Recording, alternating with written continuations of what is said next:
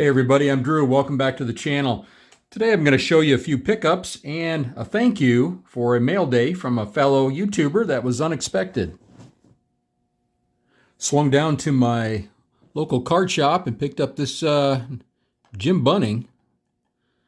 And so Jim Bunning, the Kentucky native, had 224 wins, 3.27 ERA, 2,855 strikeouts, 9-time All-Star. Threw a no-hitter on July 20th, 1958, and he followed it up with a perfect game on June 21st, 1964, and he was inducted into the Baseball Hall of Fame in 1996. He also served as a United States Senator from Kentucky, and he died on May 26, 2017 at the age of 85. The other card I have here is of Ken Boyer, a Missouri native. He had a 287 batting average, and I'm going to scoot him over just a pinch there.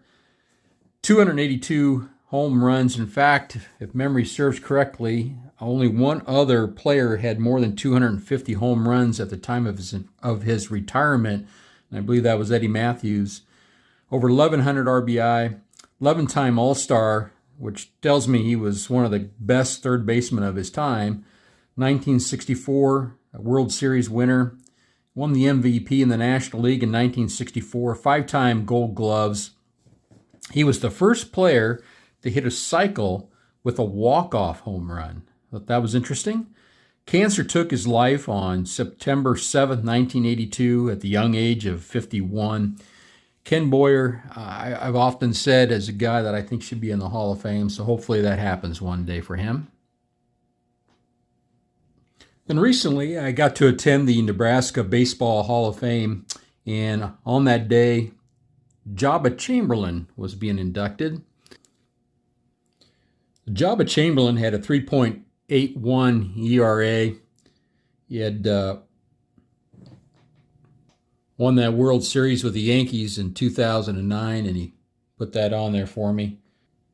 In Game 2 of the 2007 American League Division Series against the Indians, a host of midges swarmed the field, and I'm going to see if I can find a video or a picture and put it in this video, but kind of a memorable moment. The Indians went on to win that game. Joba kind of lost control. They had sprayed him down with bug repellent, and I don't know if that was part of the reason why he couldn't get a good grip on the ball or not, but things didn't work out very well for him on that day. But Joba, who is a Nebraska native, still lives in Lincoln, Nebraska, and of course is retired from baseball. Now, I want to know if that's considered to be a foreign substance. But I think even when the home plate umpire uses it, it's okay for everybody.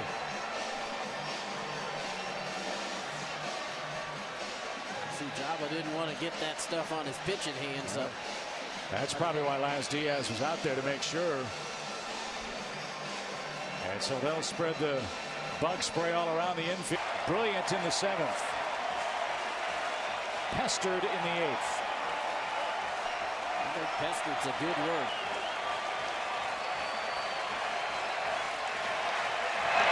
Slider, strike 3 called, and the inning is over. All right, one other baseball I picked up was this ball. Mel Harder, another Nebraska native, 223 wins, 3.80 ERA. And as you can see on there, he wrote from 1928 to 1947, he pitched for the Cleveland Indians. In 1961 and 62, he was an interim manager for the Indians as well, but he was a long-time pitching coach, which I'll get into in a moment. But 4-time All-Star, World Series champion in 1948. That's when he was with the team as a coach. His number 18 is retired by the team. He is in the Indians Guardians Hall of Fame. There's only three other pitchers that actually pitched 20 seasons with the same team. Red Faber being one, Ted Lyons, and Walter Johnson. Joe DiMaggio once said he was the most difficult person that he ever faced.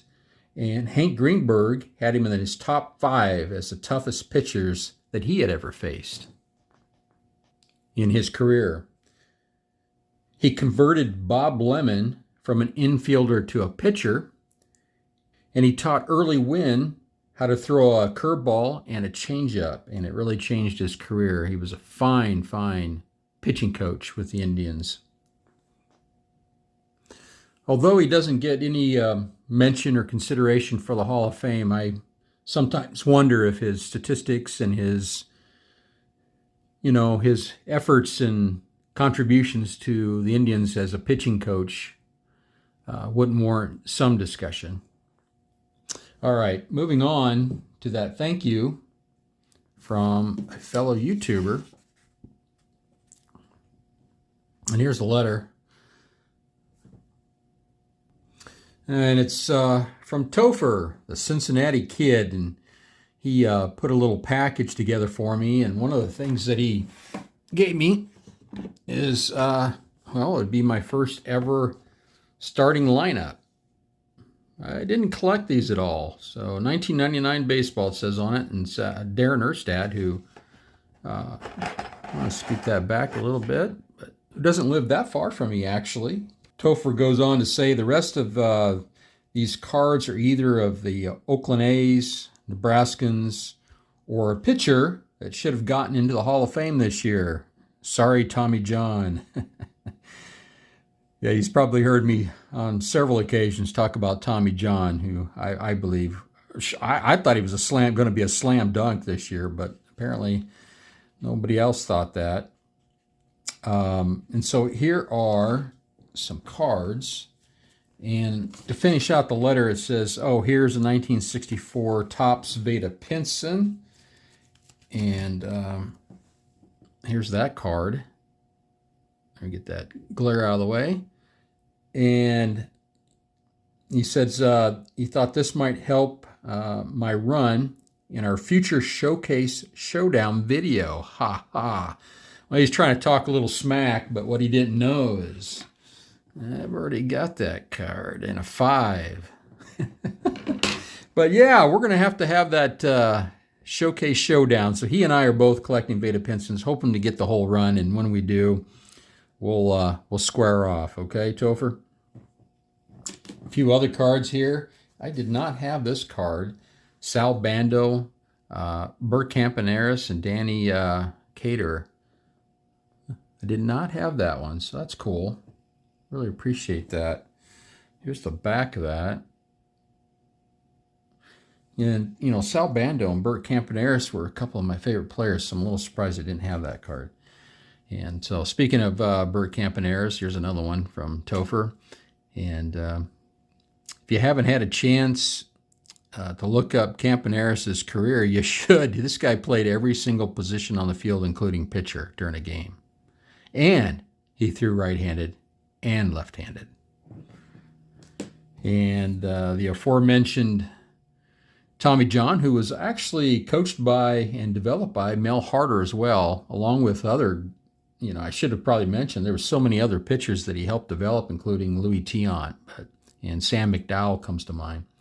But 1968 Tommy John, I've always kind of liked this card. It's nice. Awesome. And then the last card is a football card of Bob Brown, who was a Nebraska Cornhusker All-American and a first-round draft pick of the Philadelphia Eagles. 5-time Pro Bowler, 4-time second-team Pro Bowler, and he was on the NFL's 1960s All-Decade team. He's in the Eagles Hall of Fame. He's a unanimous All-American, as I mentioned. That was in 1963. And his number 64 at Nebraska is retired, but when he was playing, he was considered probably the finest offensive tackle in the game. So, show the back here. Bob Brown. Well, with the holidays coming up, I'll end it with a carol.